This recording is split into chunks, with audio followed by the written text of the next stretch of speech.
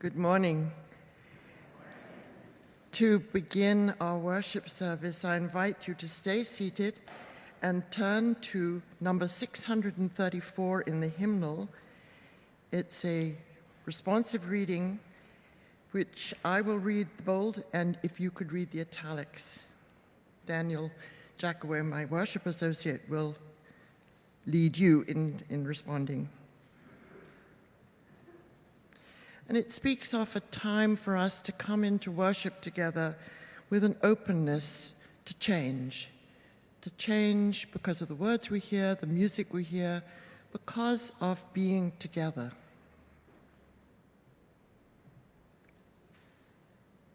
Now is the time for turning.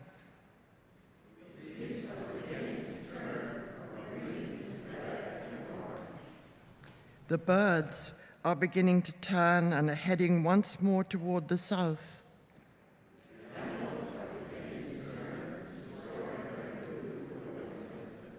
For leaves, birds, and animals, turning comes instinctively. It takes an act of will for us to make a turn.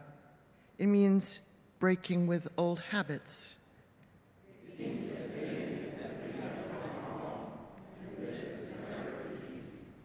It means losing face. It means starting all over again, and this is always painful.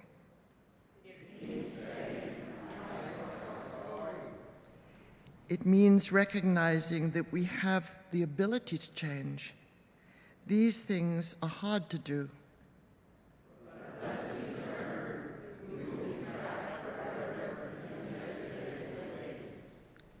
God help us to turn from callousness to sensitivity, from hostility to love, from pettiness to purpose, from envy to contentment, from carelessness to discipline, from fear to faith.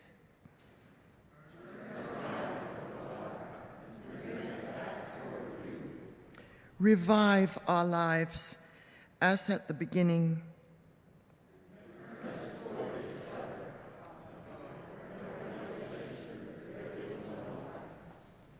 Here ends our reading. Good morning,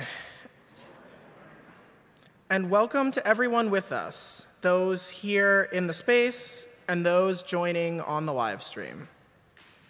I am Daniel Jackoway, your worship associate today, and I am joined on the chancel by Margot Campbell Gross, who is our Minister Emerita.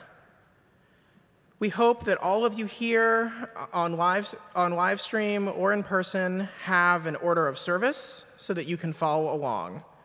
For those on the live stream, if you have any issues at any time, please know that someone is monitoring the chat to answer your questions.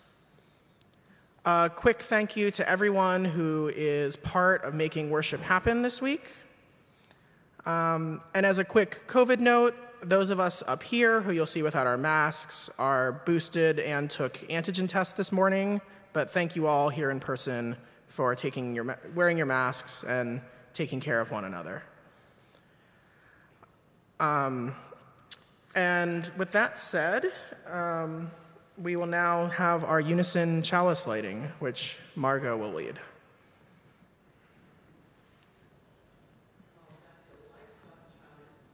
Please remain seated, and we will join in saying the words in your order of service. We light this chalice for the light of truth, the warmth of love, and the fire of commitment. We light this symbol of our faith as we gather together. Please stand in body or spirit and sing hymn number 188 in the gray hymnal. Come, come, wherever you are.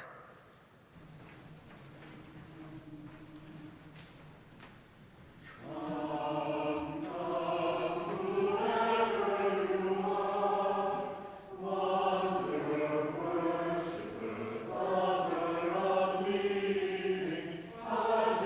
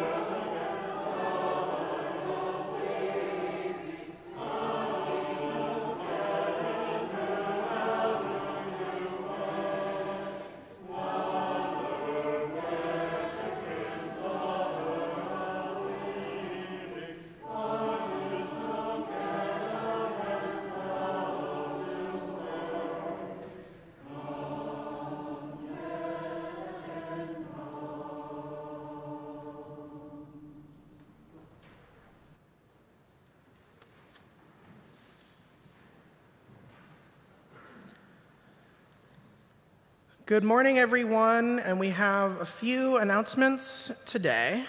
In about a month, a little less, I guess, on November 18th and 19th, there is a virtual workshop on building a culture of inclusion with Paula Cole-Jones, and there's a table in the gallery where you can sign up today. In addition, we have a COVID care and concern table in the gallery. There's a few changes going on. We are soon going to stop checking vaccination cards. We're also running a confidential survey about people's booster status, and they're just also there to answer any questions or concerns you have about COVID and about our policies with all of that. On Thursday at 2 p.m., there will be a memorial service for David Keyes at Grace Cathedral. And for newcomers, we have a few things coming up. Directly after the service, John Burens will meet anyone up here who wants a quick tour and talk about the history of the church. Then next week, we have newcomer orientation after the service. And the following week, we have the new UU course. And finally, with that all said, I will ask Cal Ball to come up for one final announcement.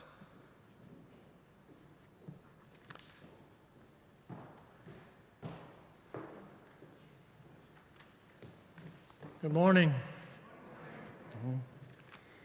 John Lewis coined the phrase good trouble in a speech memorializing Bloody Sunday, a day in 1965 when he led 600 protesters across the Edmund Pettus Bridge, only to be met on the other side by state troopers who proceeded to brutalize these protesters. Lewis fought his entire life for voting rights, thinking that it was the most powerful thing that we could do to sustain, maintain, and grow our democracy. And he was continually getting into good trouble. In August of this year, early August, we began as a congregation to get into some good trouble. And we did that by embarking on writing letters, handwriting these letters, mind you, to voters in marginalized, underserved neighborhoods, particularly in Arizona, Nevada, and some to Georgia. When we started, somebody in the group came up with a number of 6,000, which was a little shocking to me. We're not that large of a congregation. And I honestly thought, my goodness, if we make it 4,000, it's going to be quite the accomplishment.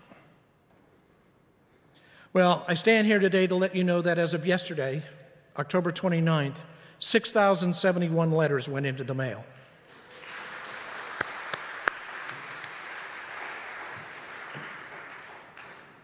I want to thank all of you, this entire congregation. This really is the congregation stepping up and acting out its faith, which I've learned from all of you being new to this church, that it's real. I do want to say a quick thanks to our core team members, Judith Stoddard, Julia Wald, Liz Strand, Judy Straken, Mary Jane Mikuria, sorry, Mary Jane, Kathy Malone, and Mary Castilla. Special thanks to Sue Anthony and Gianti and Joe Chapeau for hosting letter writing parties in their homes. But I'll end here. We're not done. We've got a few days left. We embarked last week on text banking to voters in these similar types of neighborhoods, and I would encourage you to please join us. You'll find the link in your order of service. Text banking is easy, it's actually kind of fun, and it's effective. So let's keep up our good trouble all the way through to November 28th. And once again, just please accept my gratitude and admiration for everything that you've done. Thank you.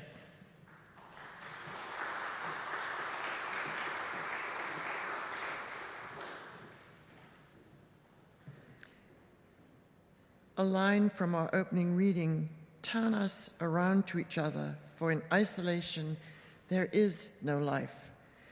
So please now turn around to your neighbor, turn around to people you don't know or people you do know, but greet one another.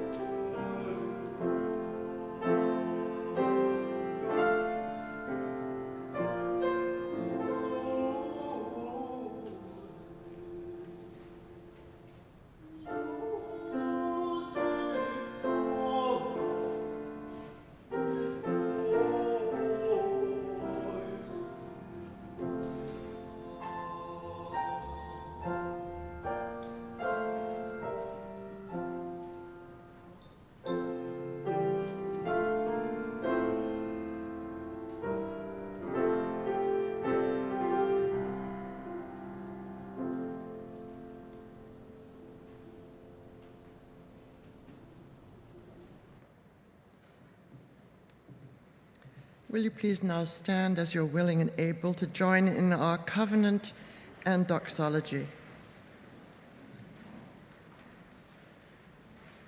Love is the spirit of this church, and service is its prayer. This is our great covenant, to dwell together in peace, to seek the truth in freedom, and to help one another.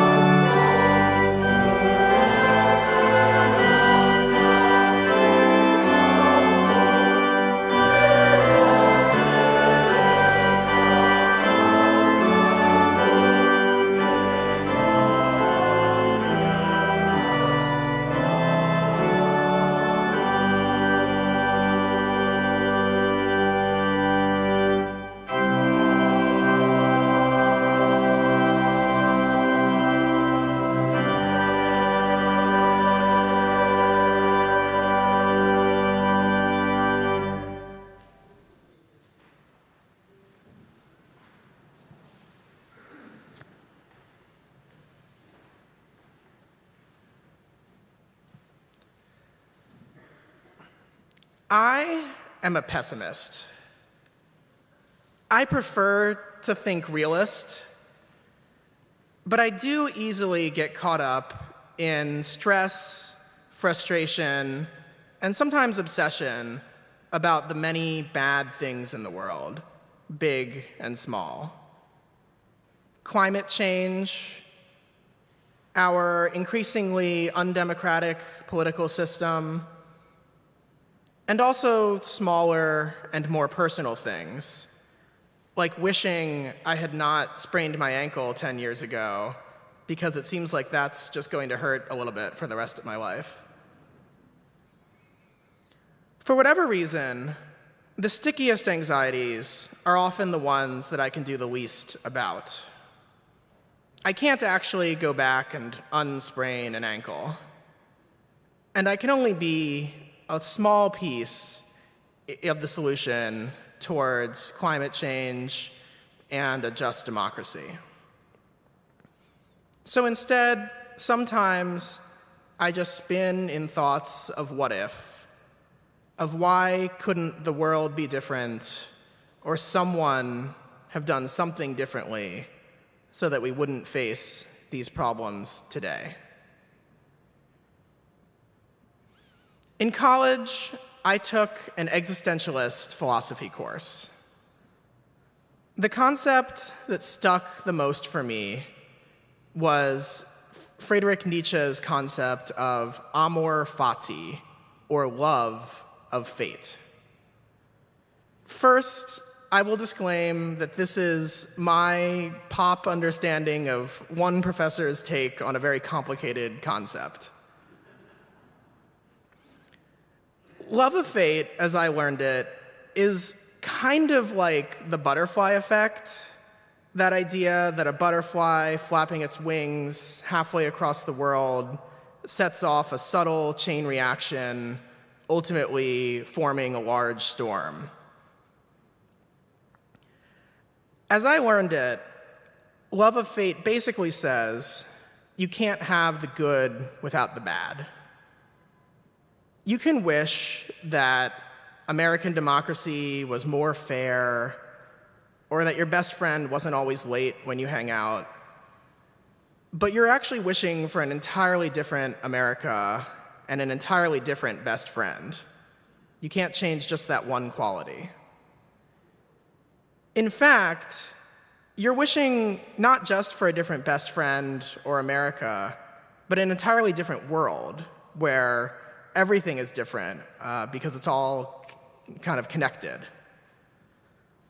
Love of fate basically posits that everything you know is a package so deeply intertwined that if you changed one little piece, dominoes would fall and the whole world would change too. You can choose to love and affirm the fate that you've been given or not, but only in its totality. So if you love your family or your home or the new Taylor Swift album or anything else, then saying that you wished in a different world, a world lacking some sorrow or frustration, is also wishing away those things, wishing for them to be different in ways that you can't imagine. And some people might be in such despair and misfortune that they would want to wish away their fate entirely and roll the dice on a different lot in life. But I think most of us would find ourselves very reluctant to do that. I wouldn't say that I fully ascribe to this belief, and taken too literally, I think it can be disempowering and fatalistic. While the past can't be changed, in the future, we can build a world that keeps what's good and eradicates bad things that are within human control, such as homelessness and oppressive governments. But when I find myself really spiraling, despairing at the enormity of the problems of the world, wishing for something to be different in the past, sometimes remembering Amor Fati can break me out of that thought loop. Love my fate. Am I glad to be here overall? Am I glad to be who I am? As a strict yes or no question, no yes but allowed. Yes, I am. So I have to accept the challenges and sorrows that come with that, and do my best to make them better going forward. Meanwhile, I try not to lose sight of my good fortunes or to uselessly dwell on sorrows that are beyond my control.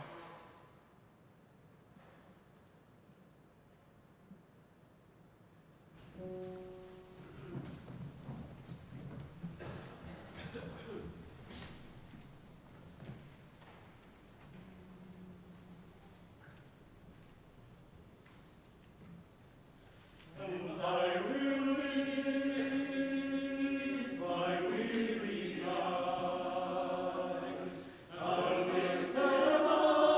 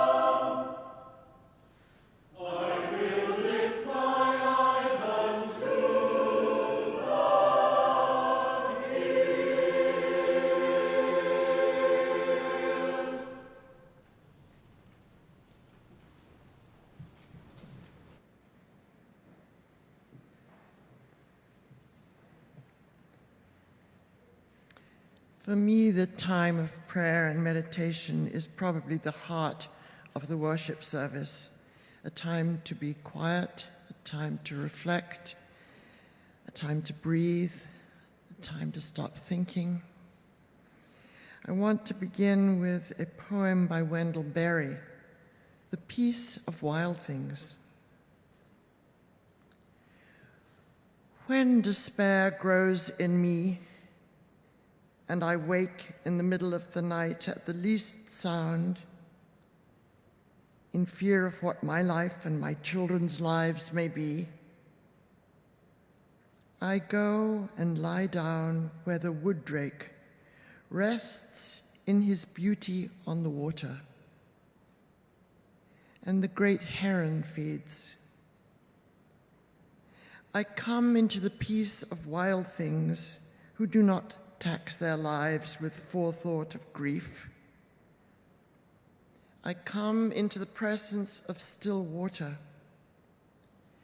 and I feel above me the day-blind stars waiting for their light. For a time, I rest in the grace of the world and am free. So now let us rest in the grace of the world in silence together.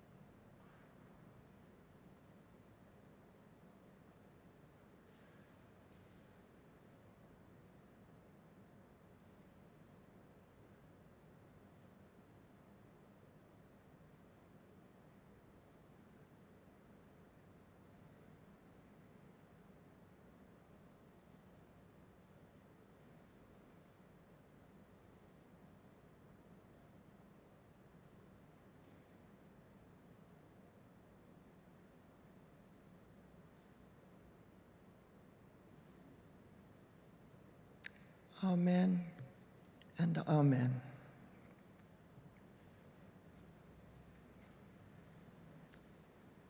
I'm repeating the line from our opening reading before the offertory, because in turning around to each other,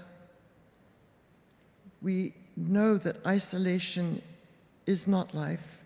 And so in turning to each other, we offer support for each other. And in this congregation, we support the church and all the ministry that it does by offering each Sunday something of our goods or wealth.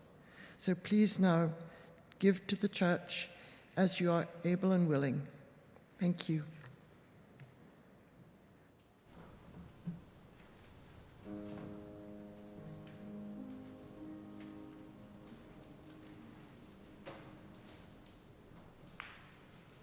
Thank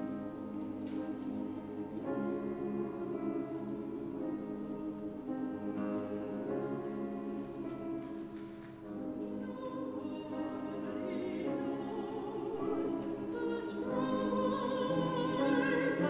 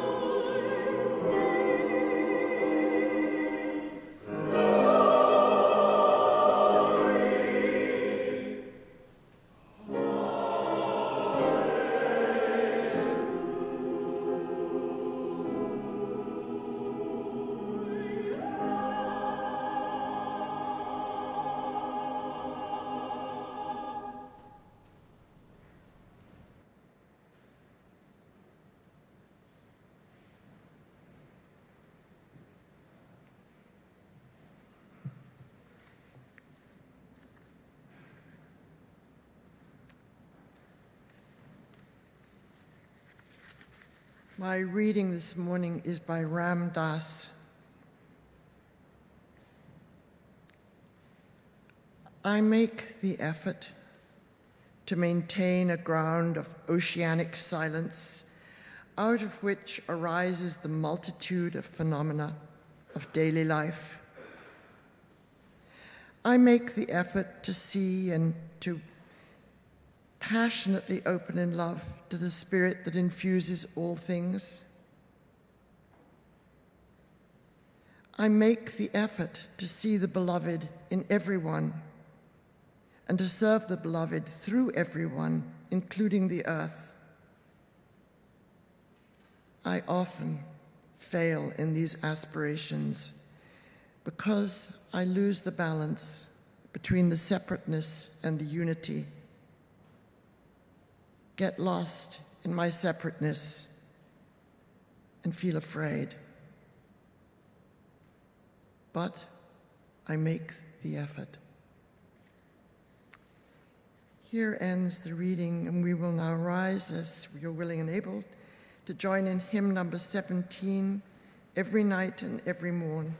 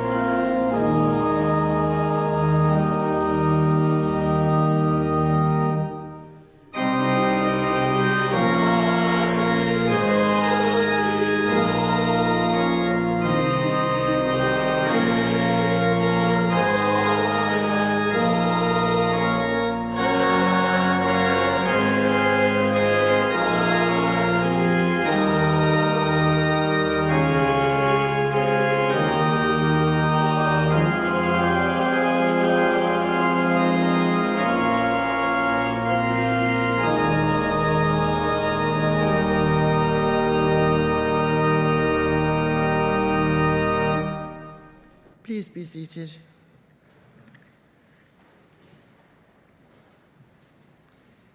So we've heard a lot about troubles and the difficulty of dealing with the troubles of life, not only already in this service, but certainly if you got the newspaper this morning, it's filled with troubles all around the world.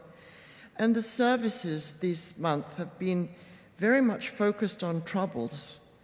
Daniel Cantor, who was our first preacher at the beginning of the month, was talking about reproductive health and the extraordinary ministry that he and his congregation have been doing for a very long time to, first of all, accompany women who went to abortion clinics. He and other clergy would be there with them and provide some kind of spiritual, religious support.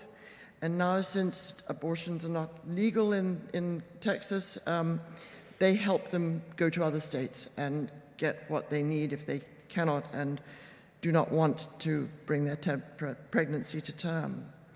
It was an amazing witness to what that Unitarian congregation in Dallas is doing. But there was a lot of trouble in that service. It was trouble which we've heard a lot about and we're concerned about.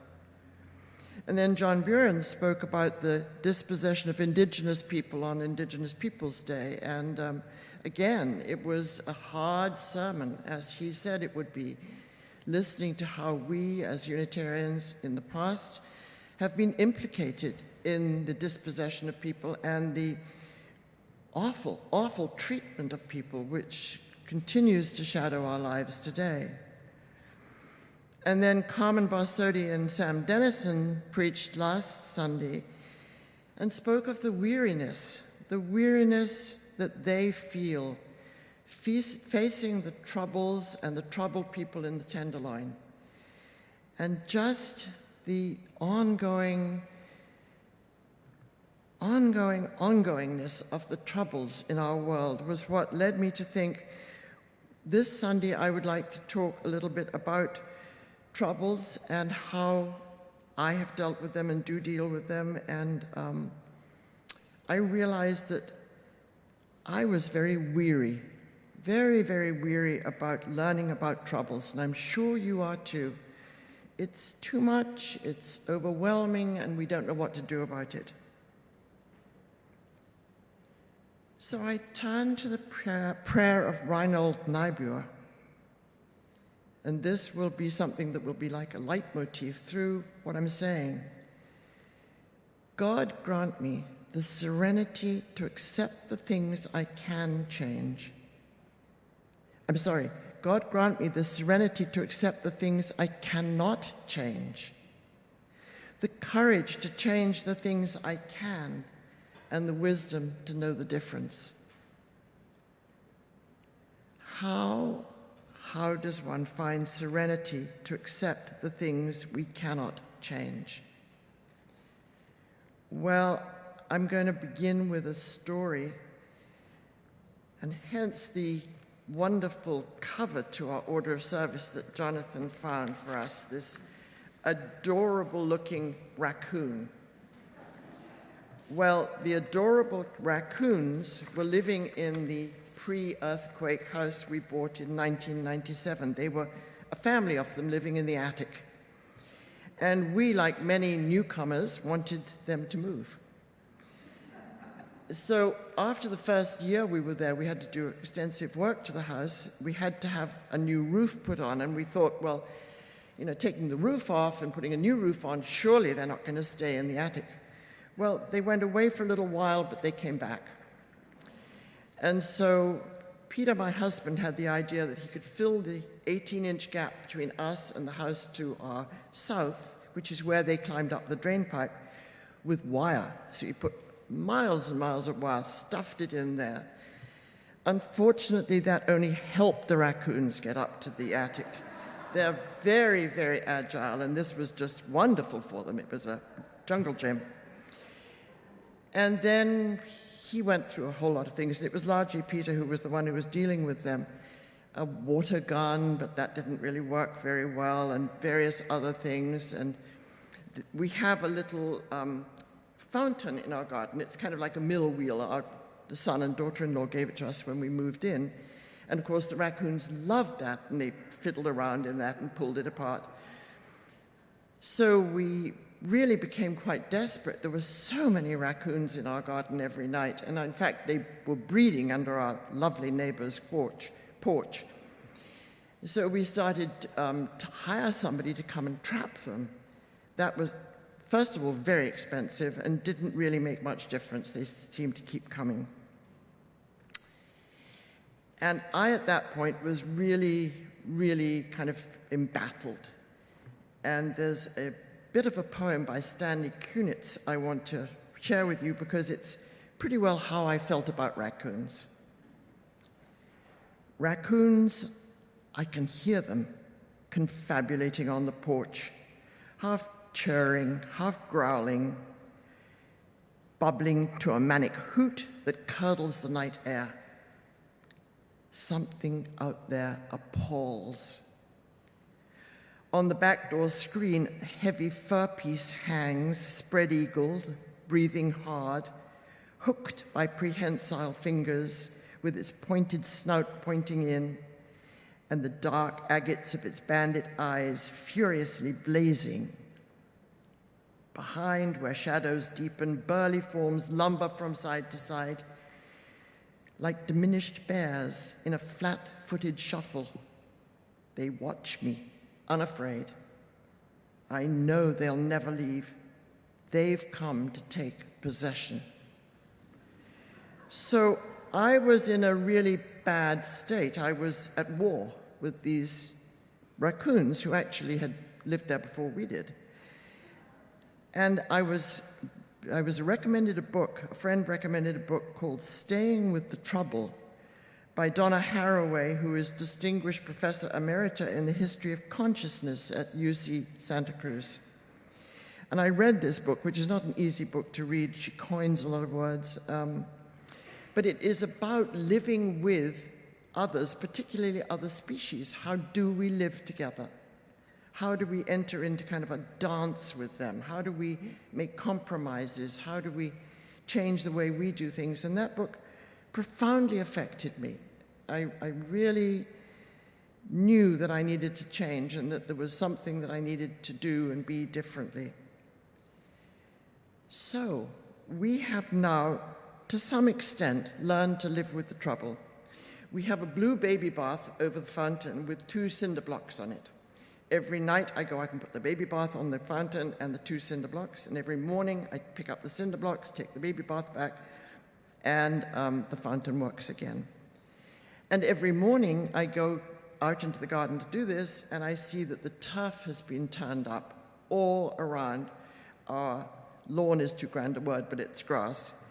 And every morning I go back and turn down the grass and tramp it down and hope it will live. So we're learning to live with the raccoons. It's not perfect, but they come in our garden, they do what they do. I come in the garden in the morning and repair what they've broken. And we're managing. But the Naibua prayer has more to it than granting me the serenity to accept the things I cannot change. As Daniel alluded to in his reflection, sometimes that's not enough. Because Naibua also asks for the courage to change the things I can.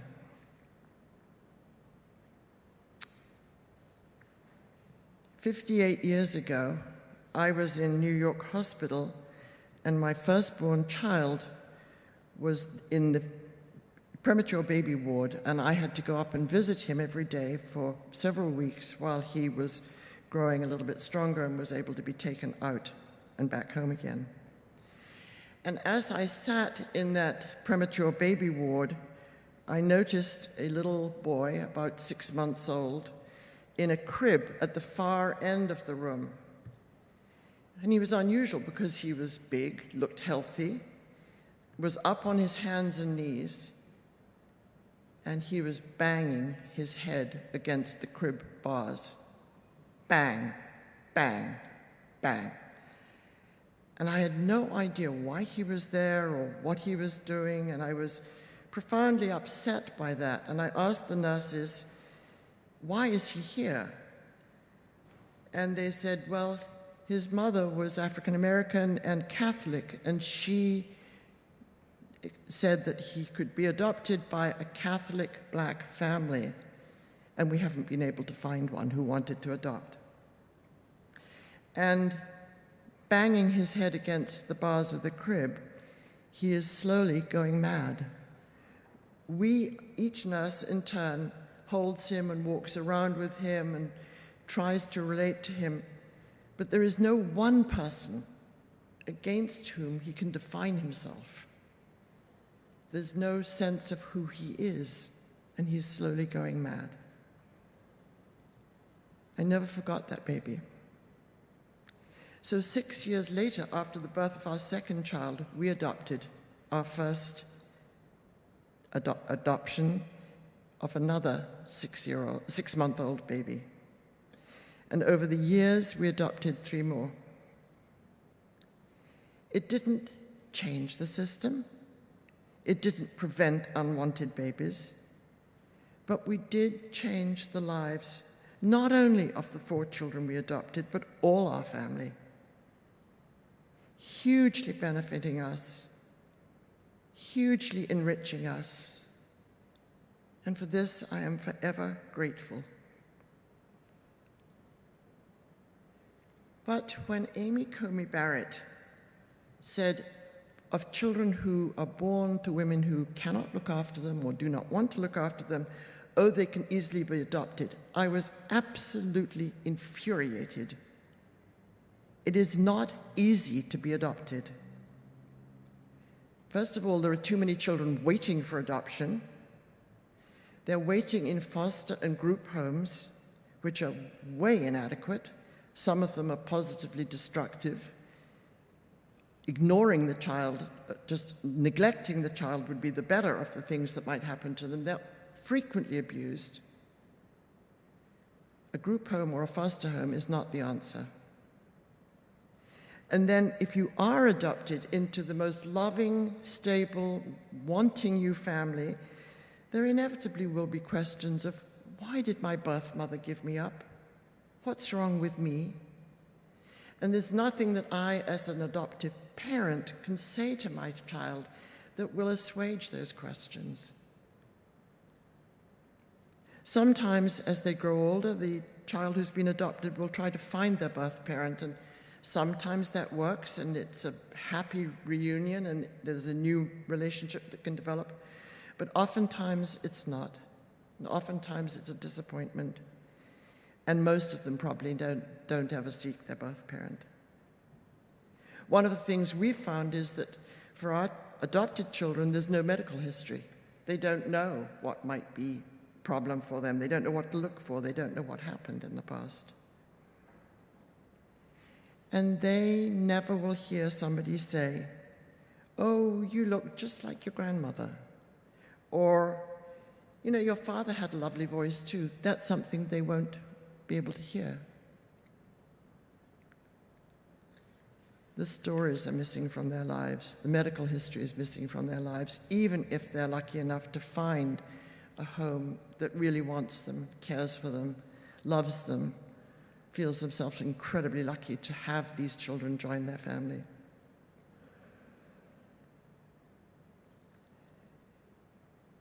So that's a trouble that we can do a little bit about maybe, but not solve. Not yet, not now. At least I can't. And then Nibur goes on. God grant me the serenity to accept the things I can, change the things, God grant me the serenity to accept the things I cannot change, the courage to change the things I can, and the wisdom to know the difference. So where does one find that wisdom? I think it's in community. I think it's particularly in religious community. As Ram Dass said, we make the effort to see the beloved in everyone and through everyone, including the earth. And don't we say every Sunday, promise each other, love is the spirit of this church? It's being in congregation that we have the opportunity to grow. We gain wider horizons, deepening connections with more and different people, and the more differences, the better. Because then we can begin to imagine what it's like to be in somebody else's shoes, to experience what they've experienced. And they can teach us. You teach me. You have taught me for years and years. I've learned so much from this congregation, which has changed me, which has offered new horizons of possibility, which has curbed some of the things that were not working so well for me or anyone else. It's so important to be in community, to get to know many different people, to support each other in this very troubling world where we're called to accept the things that we cannot change, to change the things we can. And so I end by a prayer. that in this church we may encourage each other to change the things we can, perhaps lessening the troubles for some. I pray that we learn to accept the things we cannot change and do so graciously with humor, playfulness, creativity. And I pray that we support one another in living with all the many troubles in the world, in our own lives, and that we do this in love. So may it be. Amen.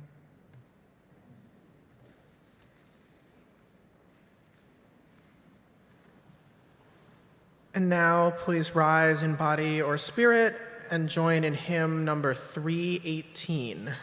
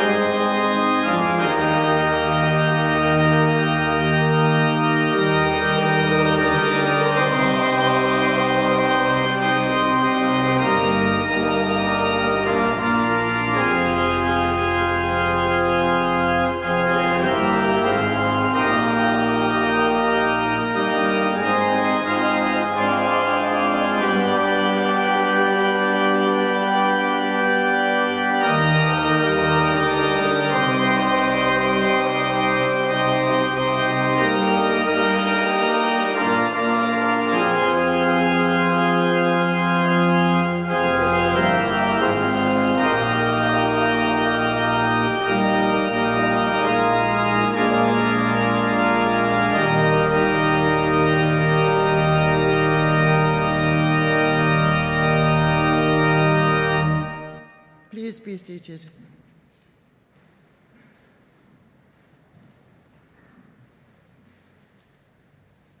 We are here aspiring to be better people. We are here to help one another. We are here because we need to be here.